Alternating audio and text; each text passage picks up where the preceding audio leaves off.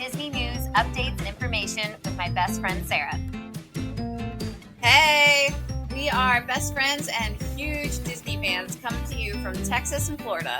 Each week, we hope to bring a smile to your face and give you more Disney facts and recommendations than you will ever possibly know what to do with. But let's start off with a very important Disney fact. The mouse started it.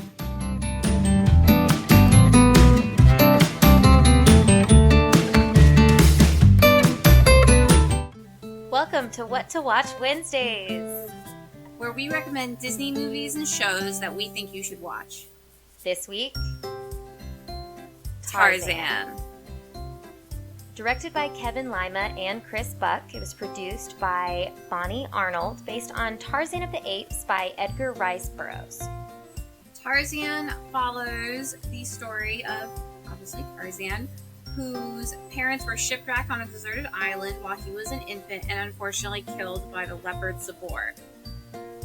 He is then saved by Kala, a gorilla who is mourning the loss of her own child to the same leopard, and raised amongst the gorillas on this island. When he grows up, he ends up meeting Jane and her father, as well as Clayton, who have come to the island to observe the gorillas, and his entire world is turned upside down.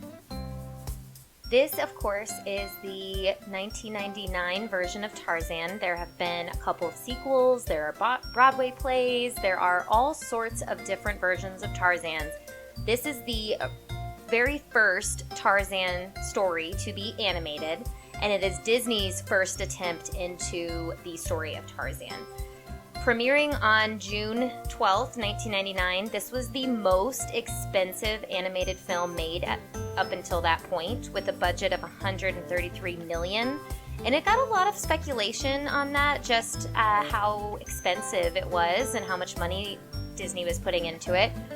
But the movie ended up grossing $448 million, so they didn't do half bad. It didn't do half bad, and I can actually kind of understand why it cost so much. Because if you didn't know this, Disney actually developed a brand new technology to help with Tarzan swinging through his animated jungle. It is called deep canvas. It is a technique or term that they coined when an artist produces a CGI background that looks like a traditional painting. It was coined by the artist engineer Eric Daniels, and according to art director Daniel St. Pierre, it allows you to make something look a lot more traditional while also using the updated and advanced techniques of the time, which obviously going into the late 1990s, we really were getting into the CGI a lot more. Following Tarzan, deep canvas was actually utilized in other films such as Atlantis: The Lost Empire and Treasure Planet as well. Which, very cool. Yeah, so that might be why the budget was a little high. I agree. And And new technology. then they also had music by Mark Mancina and Phil Collins. Phil Collins was originally added to just add in some music. They decided they did not want Tarzan to be singing. They said a half-naked man sitting on a branch singing, belting out a song would have been ridiculous. So they decided that it would have a little bit. Yeah. But they decided that Phil Collins could come in, sing a few songs, and act as almost a narrator, which his songs do. They definitely And do. we've talked about this in the past. You like to say Phil Collins. Oh, Phil Collins went so hard on this movie, and he did not have to, and I appreciate him so much for it. He went so hard that they received an Academy Award for Best Original Song for You'll Be in My Heart. And that song can make me cry on the spot. Oh, tears every time. Tears every time. I love his music, and I love the fact that they had Glenn Close also start the songs from time to time. Which, by the way, we're on a 90s kick for Disney movies, apparently, Clearly. last week and this week. And then we're also following Glenn Close. So Yes. we started with her first Disney film, and now we have another one. So, Glenn, we are a huge fan, apparently. This might not be known, but this was actually not Glenn Close's first Tarzan movie.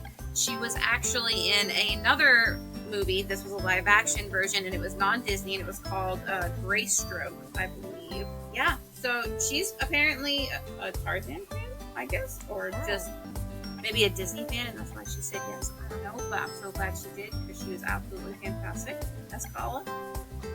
She really was. I loved her in that. And then we also have Rosie O'Donnell in there. And originally Turk was a male character, but after Rosie's audition, they made Turk into a girl because she was perfect for the role. And I 100% agree with that. Because why not?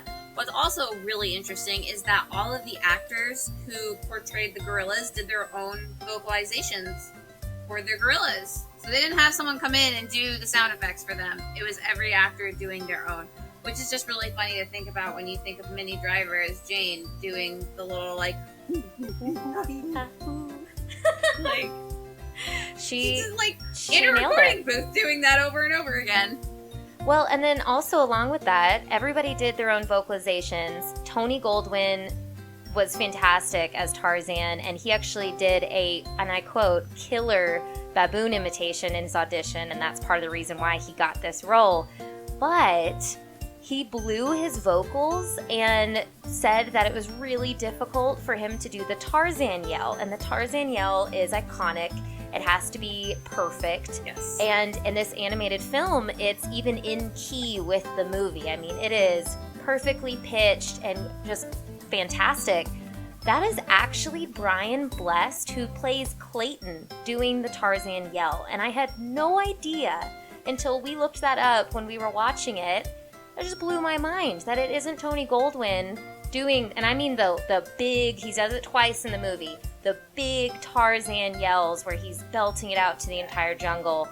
That is Brian Blessed, who plays Clayton. That is awesome.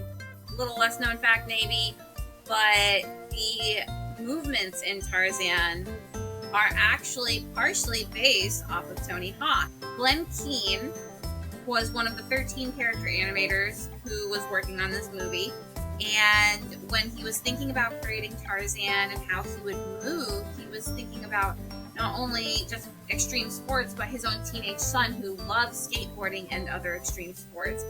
And so he was thinking about, oh, well, this is a wild man, he's probably got adrenaline running through his veins, so maybe he's kind of like a surfer dude.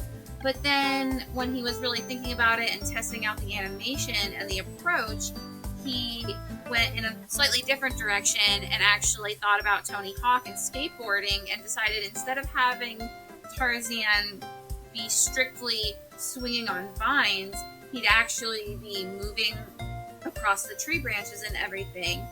That is fantastic. And it is really cool to watch Tarzan move, and you can see it. If you go back and rewatch it, you can see that Tarzan sliding and using the moss and using those things. It looks just like Tony Hawk. Thank you so much for listening to the Mouse Started It podcast. We're going to get you all set on all of these things in the upcoming year, and we're very excited to bring it to you. We appreciate your support.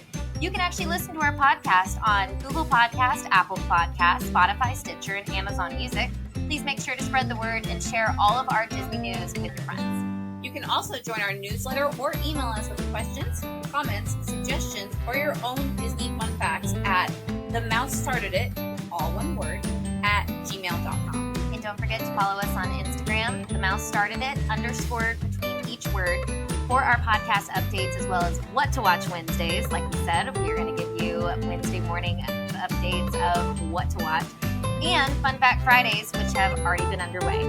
See you real soon.